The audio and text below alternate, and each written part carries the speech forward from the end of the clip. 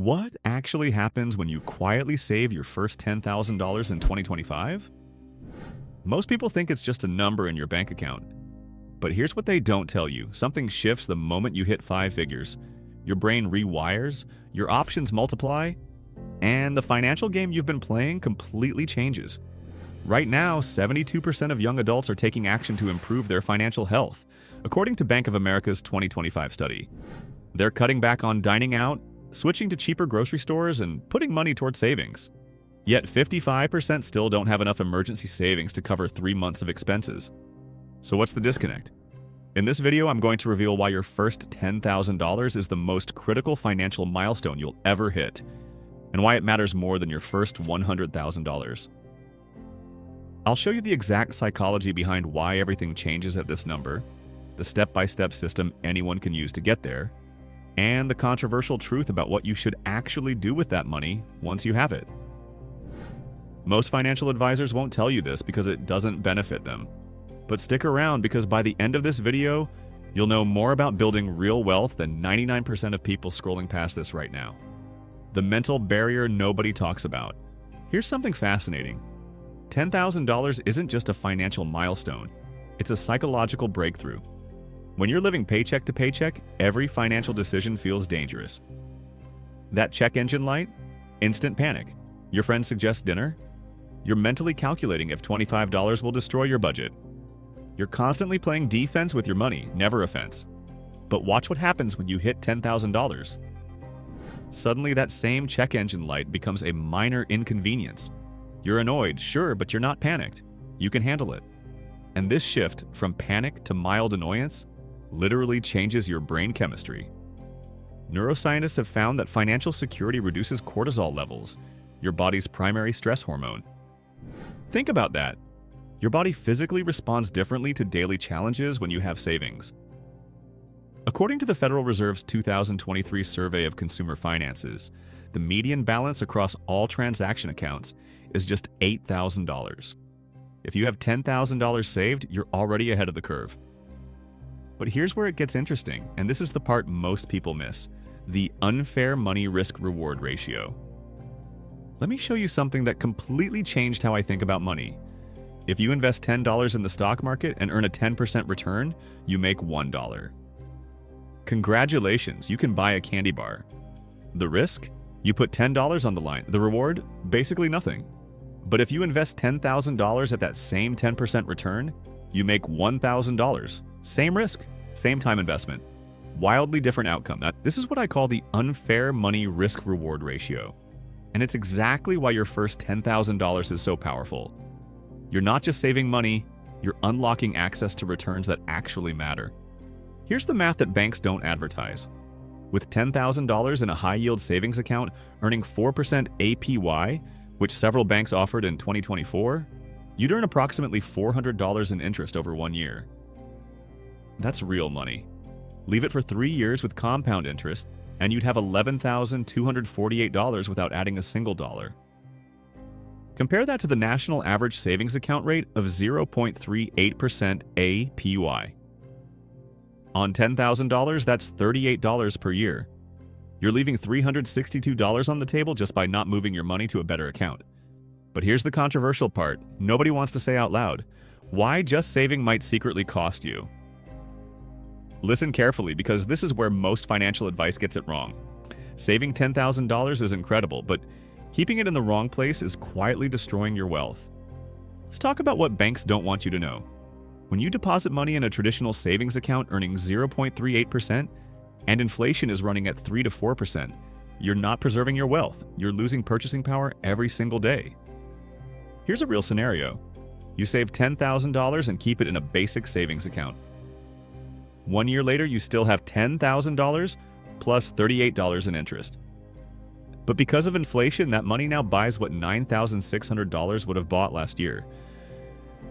You didn't lose money on paper, but you lost $400 in real purchasing power. This is the silent wealth killer. Now, before you panic and think you need to throw everything into the stock market, hold on, because the answer isn't that simple, and anyone who tells you otherwise is selling something. The 3 paths. What should you actually do? You've saved $10,000. Now what? There are 3 main paths, and each one depends on your specific situation. Let me break them down with brutal honesty. Path 1. Pay down high-interest debt. If you have credit card debt, this is your priority. Period. The average credit card interest rate in 2024 was over 20%. Think about that. You're paying 20% to borrow money while earning 4% on savings. That's a 16% gap working against you. Here's the math. If you have $5,000 in credit card debt at 22% APR and you pay $200 per month, it takes 34 months to pay off and costs you $1,604 in interest. But if you use half your savings to wipe it out immediately, you save $1,600 and free up $200 per month for future savings. The return on paying off high-interest debt is guaranteed and tax-free. No investment can promise that. Path 2, high-yield savings or CDs. If you don't have high-interest debt, this is your emergency fund home. According to financial experts, you should have 3 to 6 months of expenses saved. For most people, $10,000 fits this guideline perfectly. High-yield savings accounts offer liquidity. You can access your money anytime. CDS offers slightly higher rates but lock your money for a set term. Some banks offered add-on CDs in 2024, letting you make additional deposits while earning competitive rates. The key? This money isn't for investing, it's for sleeping well at night. Path 3. Start investing. Once you have your emergency fund and no high-interest debt, investing becomes the move. But here's the nuance. You don't invest your entire $10,000. You keep your emergency fund intact and start investing additional savings. Why? Because wealthy people understand that every dollar needs a job. Some dollars are security guards, emergency fund. Some are workers, investments. Some are soldiers, paying off debt. Mixing up these roles is how people get into trouble. According to Bank of America Institute data, Gen Z and millennials who have savings aren't running them down, despite higher costs. Their median deposit levels remain elevated compared to 2019. They're learning to allocate strategically, not just save blindly. The momentum effect nobody explains.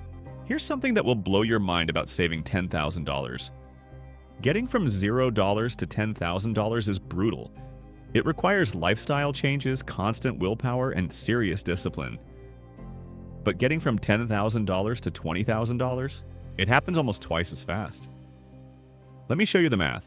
If you save and invest $1,000 per year with a 10% return, reaching your first $10,000 takes about 8 years. But getting from $10,000 to $20,000, only 4.7 years. From $20,000 to $30,000, just 3.5 years. This is compound interest in action, and it's why your first $10,000 is the hardest and most important milestone. You're not just building wealth, you're building momentum. Charlie Munger, Warren Buffett's longtime partner, famously said, "The first $100,000 is a bitch, but you gotta do it." The same principle applies to your first $10,000. It's the foundation everything else builds on. The step-by-step system that actually works. All right, let's get practical. How do you actually save $10,000 on an average income? Step 1. Audit your spending. Track every expense for 1 month. Not to judge yourself, but to see where your money actually goes. Most people discover they're spending $3,000 plus per year on convenience purchases, dining out, and subscriptions they forgot about. Step 2. Automate your savings. Set up automatic transfers from checking to savings the day after payday. Start with whatever you can. $50, $100, $200. The amount matters less than the consistency. To save $10,000 in 1 year, you need to save about $833 per month. In 2 years, about $417 per month. Step 3. Use the 52-week challenge. Modified.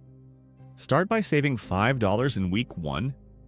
Add $5 more each week. By week 52, you're depositing $260 per week, but you've saved over $7,000 total. The gradual increase makes it psychologically easier to adapt. Step 4. Redirect one major expense. Can you cut your car payment by downsizing? Switch to a cheaper phone plan? Move to a lower-cost apartment? One major expense reduction can accelerate your timeline by months. Step 5. Increase your income. This is the part most savings advice ignores. Sometimes you can't cut enough. You need to earn more. Side hustles, freelancing, asking for a raise, switching jobs. Increasing income is often faster than cutting expenses. The confidence shift. Why this matters for men.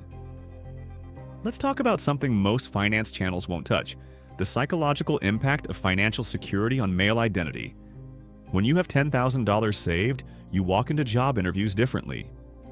You negotiate salary with confidence because you're not desperate. You can say no to bad opportunities.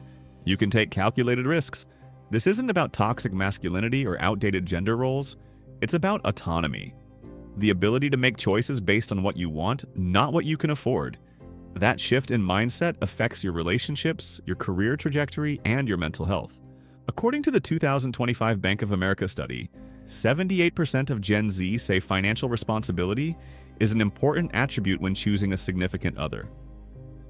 Financial stability isn't just about money, it's about demonstrating discipline, planning, and reliability.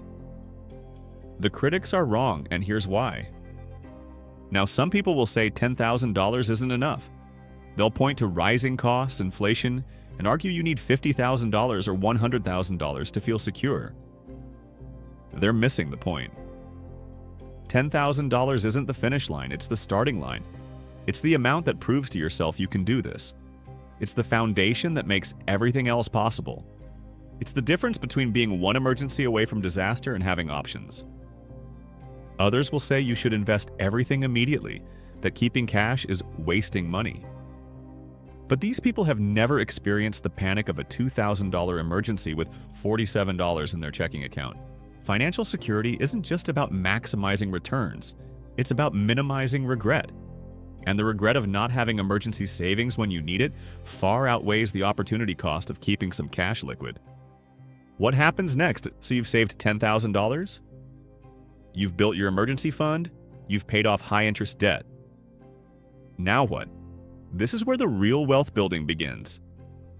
You start thinking about retirement accounts, taxable brokerage accounts, real estate, building multiple income streams. But none of that matters if you don't have this foundation first. The wealthy understand something most people don't. Cash isn't king, but it is the foundation of the kingdom. Every successful investor, every business owner, every financially free person started by building a cash cushion that gave them the freedom to take smart risks. Your first $10,000 doesn't make you rich, but it makes you dangerous. Dangerous to the system that wants you living paycheck to paycheck. Dangerous to the employers who underpay because they know you can't leave. Dangerous to the circumstances that used to control your life. That's the quiet change nobody talks about. It's not about the money. It's about the power the money gives you to design your life on your terms. If this video helped you see savings differently, hit that like button and subscribe for more no BS financial content. Drop a comment below and tell me, what's your current savings goal and what's the biggest obstacle stopping you? And if you know someone who needs to hear this, share this video with them. It might be the push they need to finally take control of their finances.